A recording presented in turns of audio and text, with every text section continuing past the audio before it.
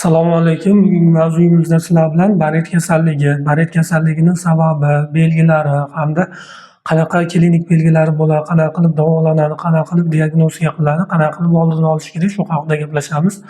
Endi Baret kasalligi bu qizil o'ngachning distal qismini shikastlanishi bilan, ya'ni ko'p qavatli yassi epiteliysining selenosomal epiteliysiga almashishi hamda metaplaziyasi bilan kechuvchi kasallikka aytiladi. Endi bu Baret kasalligi sabablari nima? Sabablariga keladigan bo'lsak, asosan gastroezofagalniy reflyuks, ya'ni oshqozonni kislotali muhiti qizil o'ngachga qaytishi reflyuksi hisobiga yuzaga kelib chiqadi. Undan tashqari 50 yoshdan oshgan bemorlar hamda diafragmalik rejasi bo'lgan bemorlar hamda reflyuksi bor bemorlarda yuzaga kelib chiqadigan kasallik hisoblanadi. Endi Baret kasalligi uchrash chastotasiga keladigan bo'lsak, gastroezofagalniy reflyuks, ya'ni jig'ildoq qanashi zarda bo'ladigan bemorlarda 10-20%da uchraydi. Undan tashqari Baret kasalligi bilan kasallangan bemorlarda bu rak kasalligi rivojlanish xavfi yuqori bo'ladi, ya'ni rak oldi kasallik hisoblanadi. Ya'ni 200 ta 400 ta Baret kasalligiga chalingan bemorlar oladigan bo'lsak, shulardan bitta ikkitasida adenokarsinoma, ya'ni xavfli o'sma rivojlanish xavfi yuqori bo'ladi.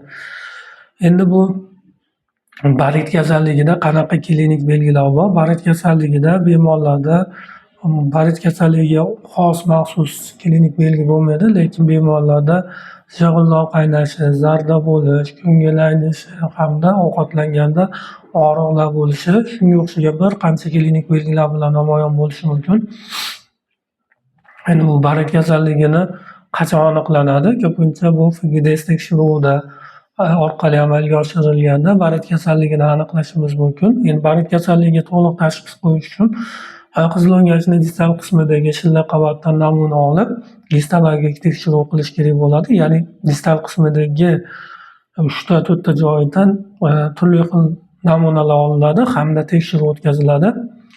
Agar Baret kasalligiga aniq tashxis qo'yiladigan bo'lsa, qanaqa qilib davolanadi? Davolashga keladigan bo'lsak, Baret kasalligi bilan kasallangan bemorlarni IPP preparatlari, ya'ni kislotalikni kamaytiradigan hamda prokinetik preparatlari, ya'ni ovqatda kislotali muhitni pastga harakatini ta'minlab beradigan hamda kerak bo'lsa antibiotik dori vositalari, Helicobacter pylori bilan bog'liq bo'ladigan bo'lsa